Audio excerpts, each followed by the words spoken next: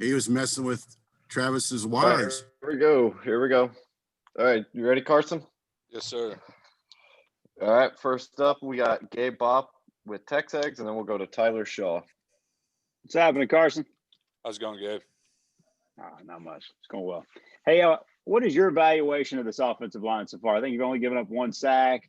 Kellen seemed like he had a bunch of clean pockets, but then you couldn't run on Bama. In what areas are you guys really grading out better than last year, and in what areas do you feel like you still have a long way to go? I think this year we definitely made importance of protecting Kellen, keeping him upright when he's passing the ball. So I think we've been doing a great job, I guess, by numbers wise, of keeping no sacks, like trying to limit as many pressures as possible, so you can give him the cleanest pocket so he can make the throws he needs to. Running the ball, that's just a big importance for an O-line. That's more important for anything, I think, in our book. We just need to keep just doing a good job, keep working on our technique, and work on when the D-line's twisting everything that we can pick it all up. All right, next up, we have Tyler Shaw with KBTX, and then we'll go to Chip Howard.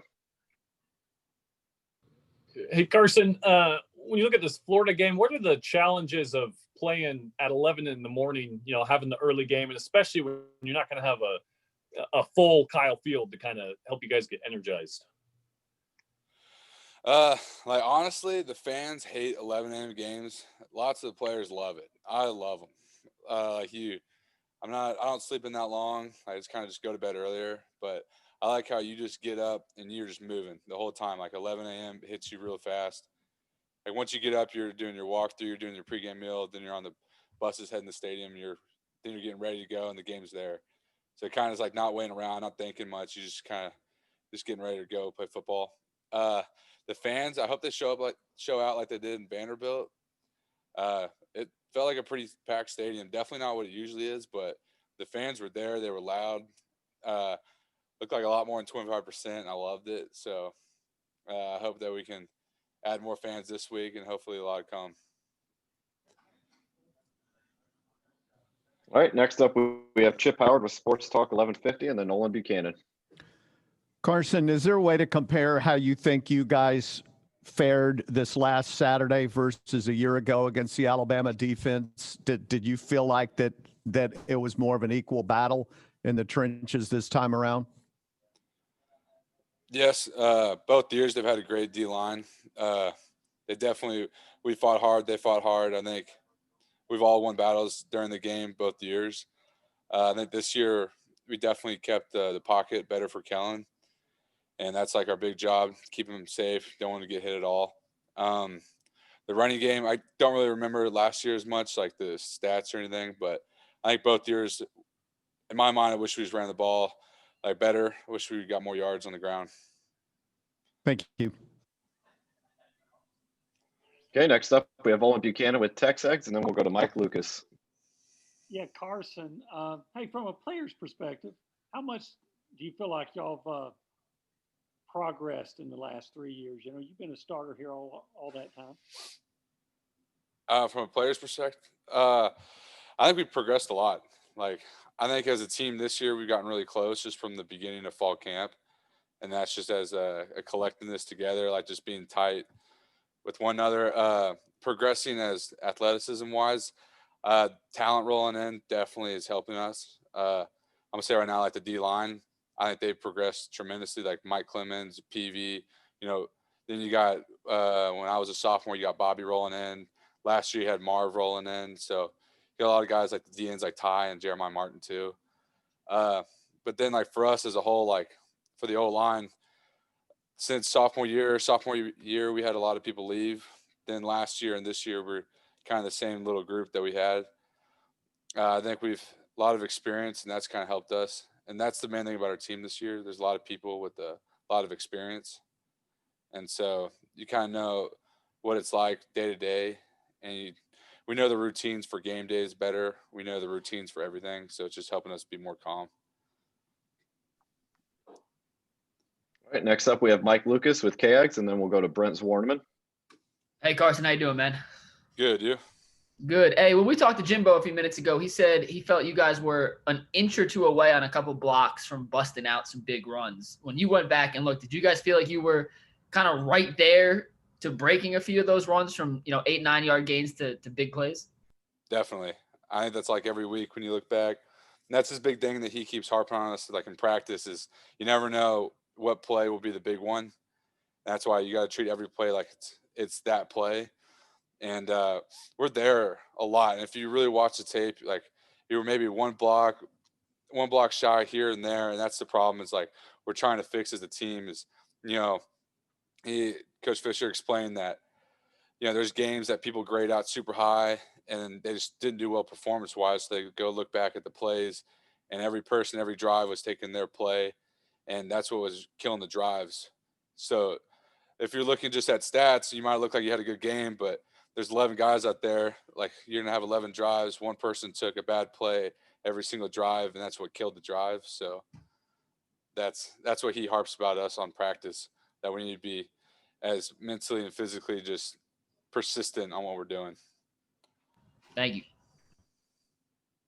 All right, next up we have Brent Zwerneman with the Houston Chronicle, and then we'll go to Justin Woodard and then Travis Brown.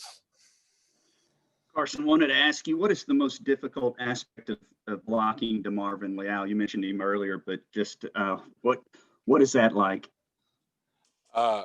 Marv, freak athlete. We're all joking with him right now about his pick that he had during the game, because first he picks the ball, so he catches it. That's pretty impressive. Then he starts running, and then if you watch, he does a hurdle when someone tackles him. He's 300 pounds. That's pretty impressive. So now when you go to D-line for him, he can play anywhere. In practice, they'll put him at nose guard every now and then just to try to challenge the center on a one-on-one block, and he's pretty good. I think every day he's very good at using his hands and his quickness, and also he's just a big body too. So he's a lot for an offensive tackle and anybody if they're having to block him one-on-one. And Jimbo talks about his work ethic as well as a guy who shows up every day. Is that accurate? Leal's a great teammate. I don't think anyone would say anything bad about him at all. I think he brings a lot of juice to the team. During practice, he's always yelling. Like, sure, I might not like it. Kind of gets annoying every now and then, but it's because he's yelling with the defense, and I really don't like. Like, if they're happy, then we probably didn't do something good. So it's kind of annoying. But he definitely brings the energy that we need, and he's making a bright future ahead, especially him as a leader. You can tell that a lot of people are looking up to him, and he'll fill one of those leadership roles in the future. What's an example of something annoying that he yells? It's just him jumping around every time. Like the defense does something, it's like, guys, you probably have our play script or something. Like it's just him jumping around. He's just yelling. And they're like, guys, okay, we get it. It's one time out of nowhere. Come on. Right. Thank you. All right, next up we have Justin Woodard with KEGS, and then we'll wrap things up with Travis Brown. Carson, quick two-parter here. Obviously, scoring 52 to match Bama is going to be tough any week. And I know you got faith in your defense, but what can the offense do to score more points?